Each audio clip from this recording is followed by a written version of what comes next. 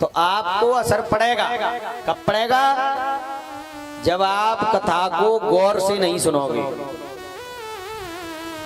आप पर इस प्रसंग को सुनने के बाद में आपका भी मन बिगड़ेगा। महाराज कब बिगड़ेगा? जब आप कथा को पवित्र मन से सुनेंगे नहीं और उसका चिंतन नहीं करेंगे, मनन नहीं करेंगे, तो आपकी बुद्धि भ्रमित हो जाएगी।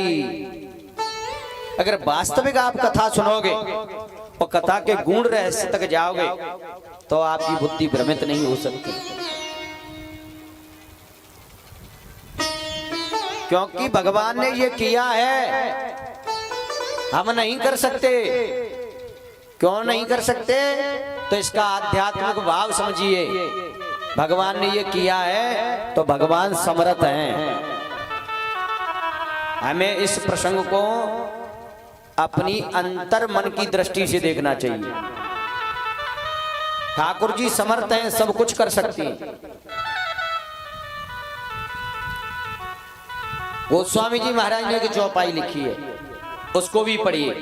बड़े बड़े भाव हैं, आप समझोगे जिस भाव से मैं समझाऊंगा।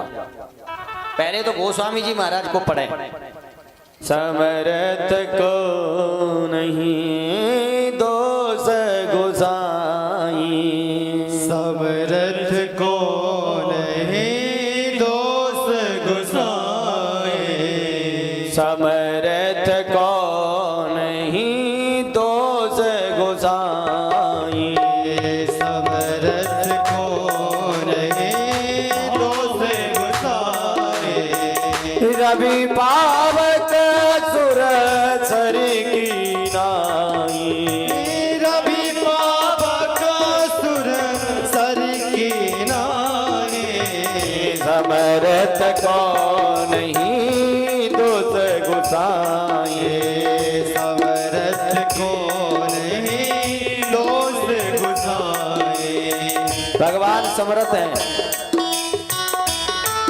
करतु अकर्तु अनर्ता साई ईश्वर, जो सब कुछ कर दे। महाराज, और जो नहीं करने वाली वस्तु हो उसको भी कर दे, उसको हम ईश्वर कहते हैं। हम ईश्वर के अंश हैं। ओ समर्थ को नहीं दोष गुसाई, ओ समरथ को नहीं दोष गुसाए, रवि पावक सुर सर की नाई, रवि पावक सुर सर के नाई।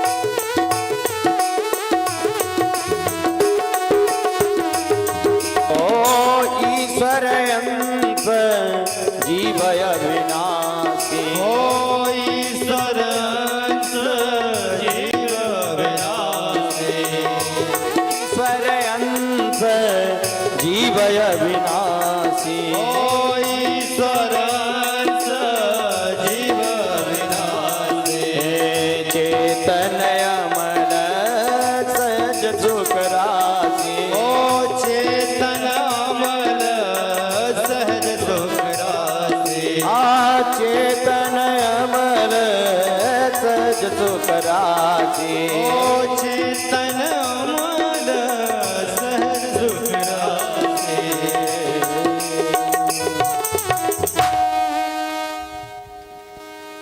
हमारे मध्य में आप सबके पंडाल परिसर में पधारे हुए मुकेश सिंह सिकरवार जी हमारे पूर्व परिषद के पुत्र हैं, श्री राम जी के पुत्र हैं और अपनी बहन सोना के साथ में पधारे हैं। बहुत बहुत मंगल कामनाएं। ब्राह्मण देवताओं का आशीर्वाद हमेशा सदैव बना रहे। भैया आज इन पर भगवान की बहुत बड़ी कृपा है और उस कृपा से इनको ये आशीर्वाद भगवान ने प्रदान कर दिया है। बड़ा आनंद है, सर्वानंद है। मैं कहता हूं बिहारी जी ऐसे ही इन पर हमेशा कृपा बरसती रहे। तो भगवान ने जो चीर हरण की लीला की तो भगवान समर्थ हैं, कर सकते हैं, हम नहीं कर सकते। फिर भी हमारे मन में भ्रांति जाए तो इसका दूसरा भाव समझिए। दूसरा भाव समझिए इसका। ये ठाकुर जी ने किया तो अभी मेरे ठाकुर जी को कोई दोष लगने वाला नहीं है। अब क्यों लगने वाला नहीं है उसका कारण है, ठाकुर जी ने जब वस्त्रों को चुराया था तब गोपियों की उम्र क्या थी? 4-4 वर्ष की गोपियां थी। भगवान कृष्ण भी 4 वर्ष के ही थे। और छोटे छोटे बालक हैं, छोटी छोटी बालिकाएं हैं, यमुना के पास में खेल रहे हैं। और खेलते खेलते उन्होंने खेल खेल में कपड़ों को चुरा लिया। तो बच्चे हैं तो बच्चों को कोई दोष नहीं लगता महाराज। ये इसका दूसरा भाव है। भगवान ने ये बाल लीला की, बच्चे कर ली तो कौन सी बड़ी बात है? बच्चे क्या नहीं करते? बच्चे बाल लीलाएं कर रहे हैं तो भगवान को फिर भी दोष नहीं लगता। हमारे अंदर में फिर भी भ्रांति जाए तो इसका तीसरा भाव और समझ लीजिए। कृष्ण कौन है? कृष्ण है ईश्वर। और जीव कौन है? गोपी जीव है। भगवान कृष्ण ने ये जो गोपियां हैं, जीव रूपी गोपियां हैं, उन्होंने जीव रूपी गोपियों के वस्त्रों को चुराया है। और वो कौन से वस्त्र हैं? किसी के लहंगा फरिया को नहीं चुराया। आप समझो, किसी के लहंगा फरिया को चुराया हो। अध्यात्म भाव समझिए। भगवान ने किसी भी गोपी की लहंगा फरिया को नहीं चुराया। भगवान ने जीव के अविद्या रूपी वस्त्रों को चुराया। अविद्या रूपी वस्त्रों को भगवान ने चुराया। अविद्या का निवास 14 जगह होता है। 5 ज्ञानेंद्रियां, 5 कर्मेंद्रियां, मन बुद्धि चित्त और अहंकार। इन जगहों पर अविद्या निवास करती है। सज्जनों, भगवान ने किसी के लहंगा फरिया को नहीं चुराया। अभिमान रूपी अविद्या गोपियों के अंदर निवास कर रही थी, तो गोपियों की अविद्या रूपी वस्त्रों को चुरा करके उसमें ज्ञान का प्रकाश लगा करके, ज्ञान का पुट लगा करके, ज्ञान का फूल लगा करके और गोपियों को वापस कर दिए। किसी के लहंगा फरिया को नहीं चुराया।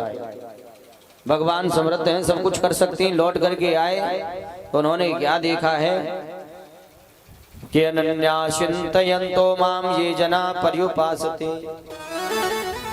तेषां नित्याभियुक्तानां योगक्षेमं वहाम्यहम्।